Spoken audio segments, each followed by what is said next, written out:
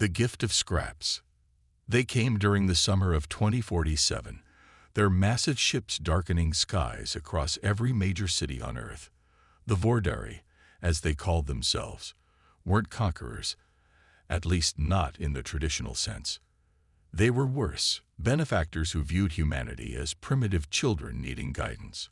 Their sleek vessels hovered above our cities, perfect and untouchable, a constant reminder of their technological superiority. "We come to elevate," announced their ambassador Krell in perfect English, his translucent blue skin shimmering under the United Nations lights. "Your species has potential, but requires assistance." The governments of Earth welcomed them with open arms. How could they not? The Vordari promised clean energy solutions, medical advancements, and the stars. But there was always a caveat, always conditions attached to their generosity.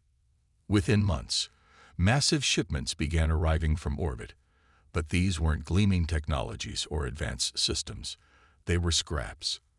Outdated reactors, discarded ship components, decommissioned defense installations, the leftovers of a civilization thousands of years ahead of our own.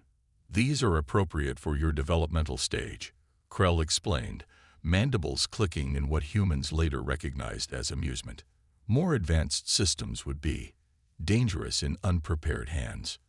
Dr. Elena Reyes, head of the newly formed Extraterrestrial Technology Integration Division, recognized the insult immediately.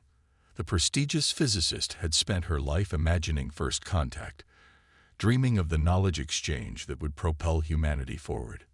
Instead, she found herself sorting through alien garbage.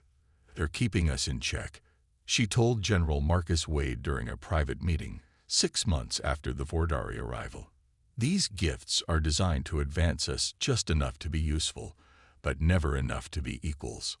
Wade, a weathered veteran with sharp eyes that missed nothing, nodded slowly. "The oldest strategy in the book.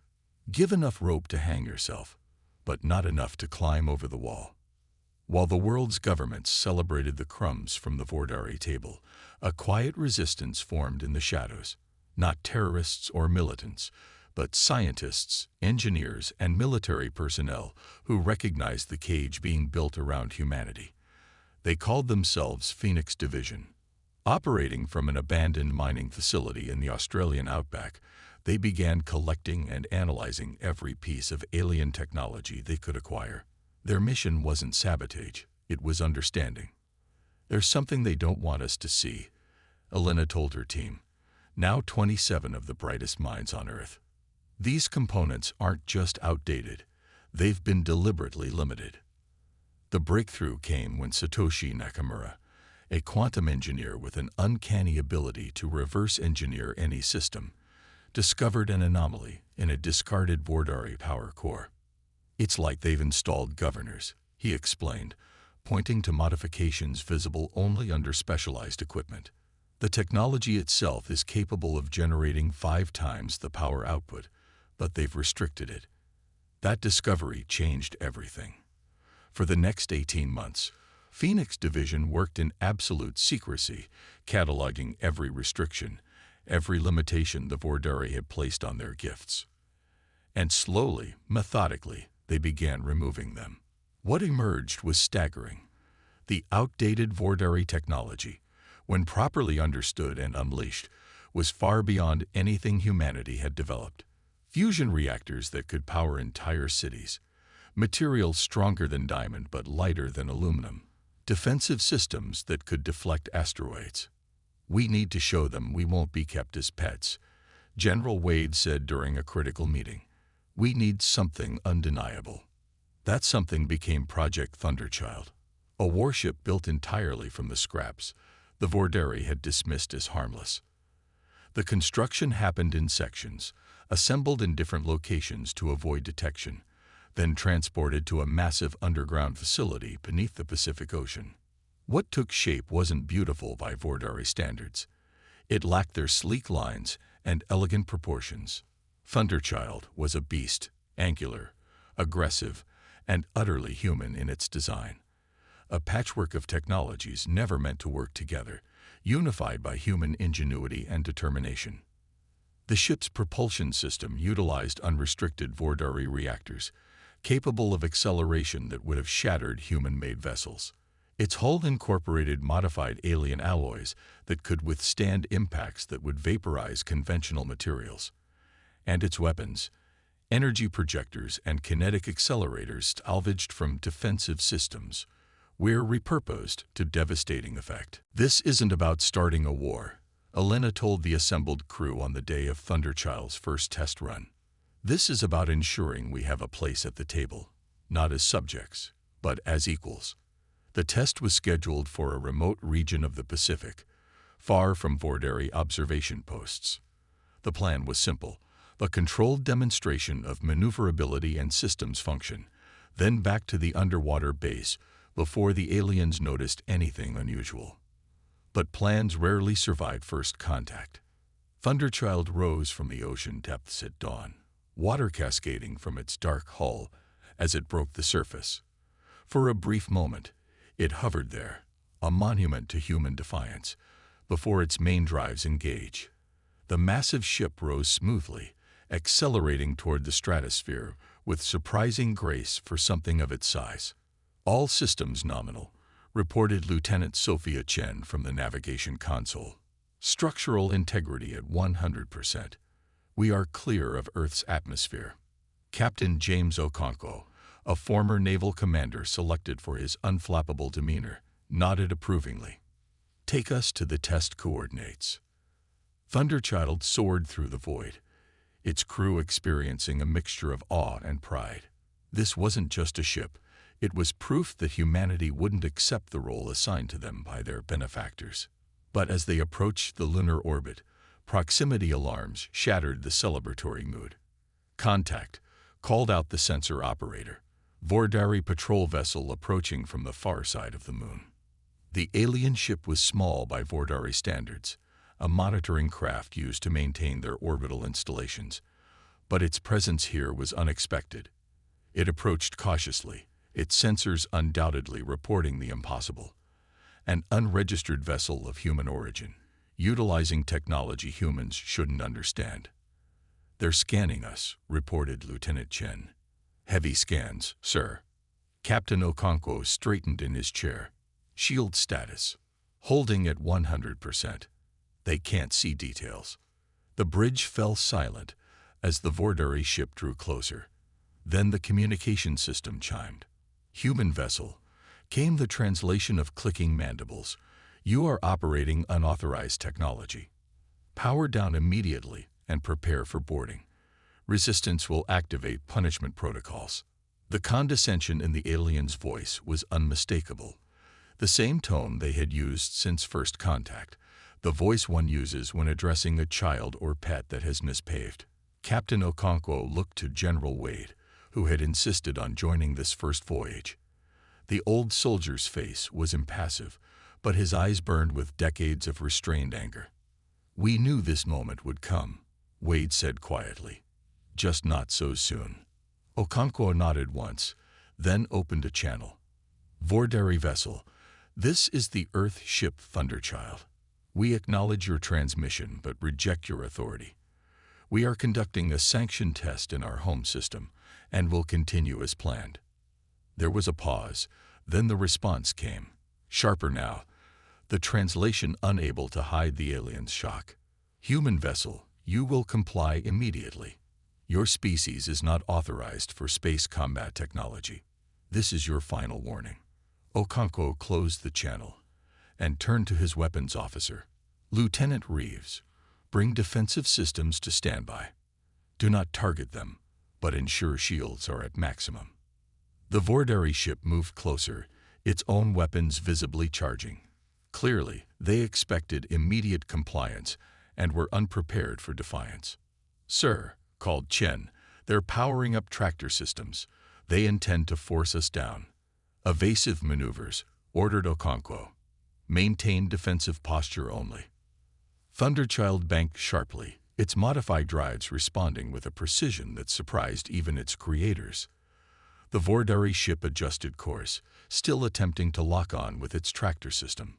Then it fired, a warning shot that blazed past Thunderchild's port side. "They've crossed the line," Wade said, his voice steady. "A warning shot is still a shot." Okonkwo nodded grimly. "Lieutenant Reeves, target their propulsion system. Minimum power.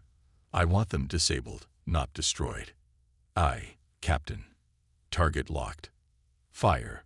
The energy beam that lanced from Thunderchild was precise and controlled.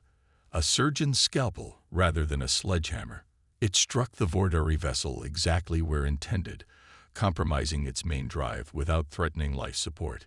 The alien ship listed to one side, emergency systems visibly activating across its hull. But what happened next took everyone by surprise. Rather than backing off, the damaged Vordari vessel targeted Thunderchild with everything it had. "Multiple weapons lock," shouted Chen. "They're firing." The barrage slammed into Thunderchild's shields, energy discharges cascading across the protective barrier. The human vessel shuddered but held firm. "Shields at 82%, reported the systems operator. "No breaches." In the stunned silence that followed, General Wade spoke the words they were all thinking. "They never expected us to withstand that." Okonkwo's expression hardened. "Target their weapon systems. Full power." This time, Thunderchild's response wasn't measured. The energy weapons fired simultaneously, overwhelming the crippled Vordari vessel's defenses. Explosions rippled across its hull as critical systems failed. "They're transmitting an emergency signal," Chen reported, broadcasting to the entire Vordari fleet. The damaged alien ship began drifting, its primary systems offline. There would be survivors. Thunderchild had deliberately avoided targeting life support, but the message was clear. Humanity would no longer accept the role assigned to them. "Take us home," Okonkwo ordered. "Maximum speed."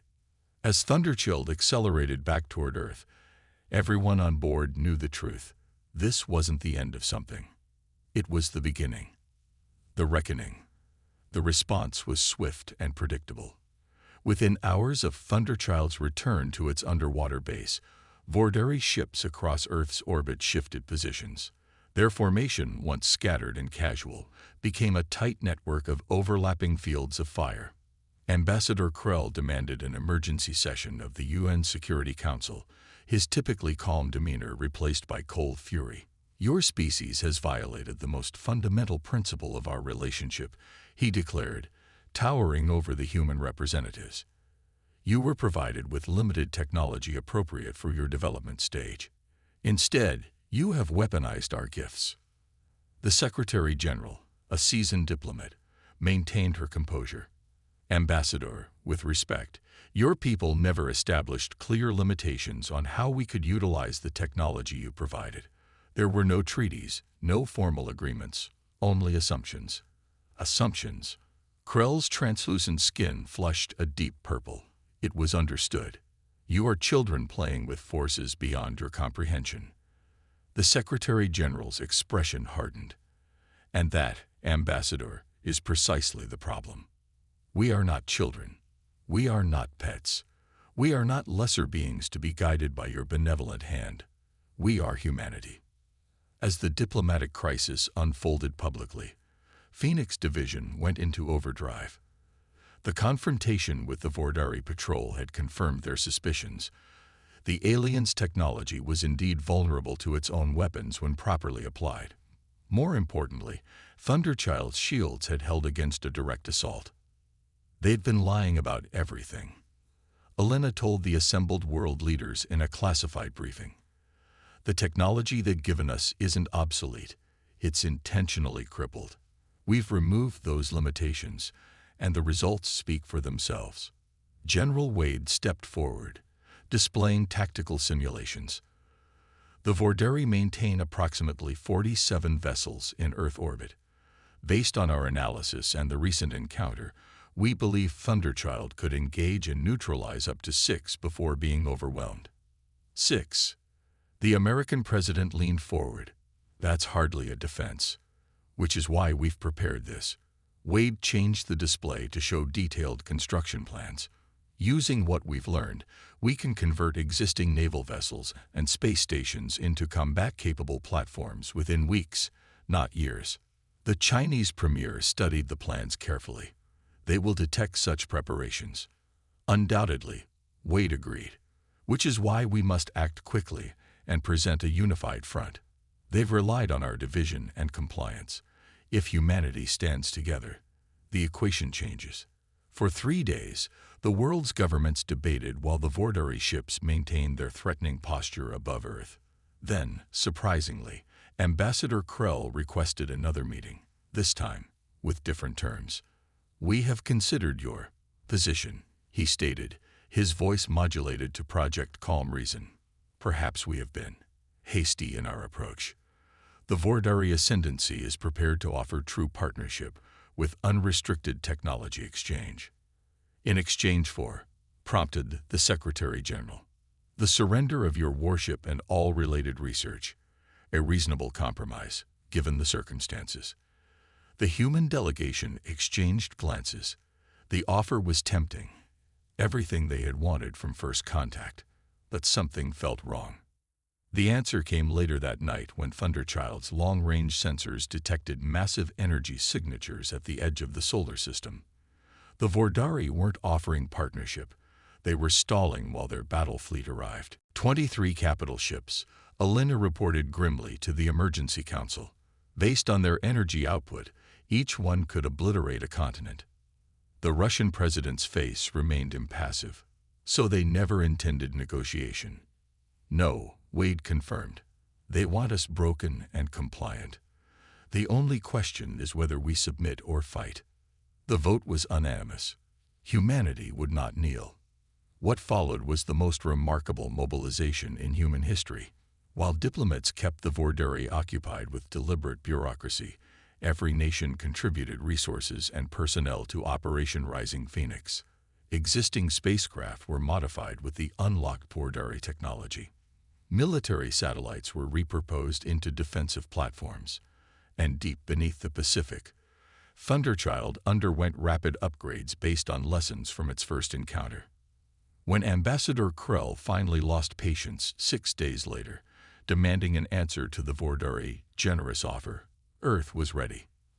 The Secretary General delivered humanity's response personally. "Ambassador, we thank the Vorderei for their consideration. However, after careful deliberation, Earth has decided to decline your proposal. Furthermore, we request the immediate withdrawal of all Vorderei forces from Earth orbit." Krell's mandibles clacked rapidly, a sign of disbelief or perhaps amusement. "You request. You have no authority to make demands. The Ascendancy has tolerated your defiance too long. You leave us no choice but to implement correctional measures. Before you make that decision," the Secretary General said calmly, "you should look outside." The massive view screens in the UN chamber activated, showing live feeds from orbit. Surrounding the Vorderei ships were dozens of newly armed Earth vessels and platforms, a defensive grid that had appeared seemingly overnight. At the center of the formation was Thunderchild, now joined by 3 sister ships constructed in secret facilities around the world. They weren't as refined or powerful, but together they presented a united front that couldn't be ignored. Krell stared at the display, his alien features unreadable. "This changes nothing. Our battle fleet approaches. You have merely hastened your extinction." "Perhaps," acknowledged the Secretary General. "But extinction is preferable to subjugation. We would rather die free than live as pets." The Vorderei battle fleet arrived 18 hours later, massive vessels that dwarfed even their orbital platforms. They approached in tight formation, weapons visibly charged, broadcasting a single message on all frequencies: "Surrender or be eradicated." Earth's unified defense force held position, outnumbered and outgunned but unwavering. At its heart, Thunderchild and its sister ships formed a spearhead aimed directly at the Vorderei command vessel. All ships maintained defensive positions, ordered Admiral Helena Chen from the United Earth Defense Command. "Engage only when fired upon." Let history record that humanity did not strike first. The tense standoff lasted 9 minutes. Then the Vordari flagship fired. A massive energy discharge aimed not at Earth's fleet, but at the planet itself, specifically at Phoenix Division's main facility in Australia. The blast never reached its target. Thunderchild intercepted the beam with its shields, absorbing the massive energy discharge that would have vaporized everything within 50 kilometers of the impact site. All ships, engage, commanded Admiral Chen. Protect Earth at all costs. What followed was a battle unlike anything in human history. Earth's smaller vessels swarmed the Vordari capital ships, exploiting weaknesses that Phoenix Division had identified. Defense platforms unleashed salvos of modified missiles, targeting propulsion and weapon systems with surgical precision. And at the center of it all, Thunderchild led its sister ships in a direct assault on the Vordari flagship, the heart of their command structure. The aliens had superior technology and numbers, but they had made a critical error. They had expected submission, not resistance.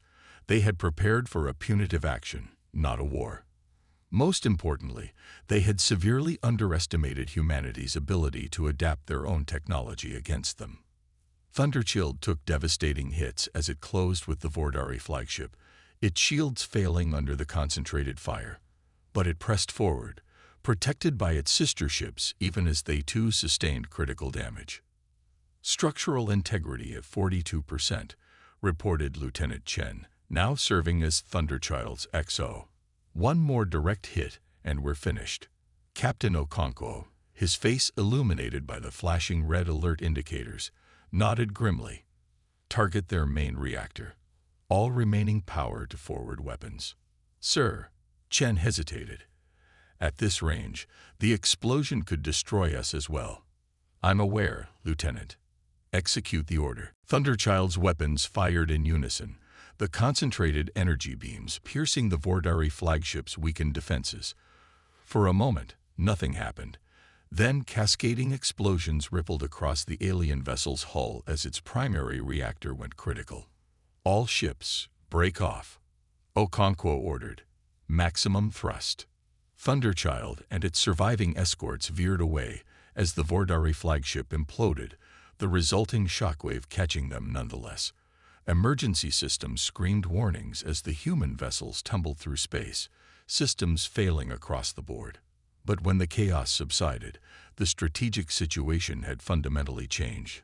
The Vordari fleet, leaderless and unprepared for such resistance, fell into disarray. Some vessels continued fighting, while others began retreating to defensive positions. Admiral Chen seized the opportunity. All functional ships, focus fire on their heavy cruisers. Defense platforms, target any vessel attempting to target Earth directly. The battle raged for another 40 minutes before the unexpected happened. The remaining Vordari ships ceased fire and pulled back to a neutral position. A communication came through on all channels, not from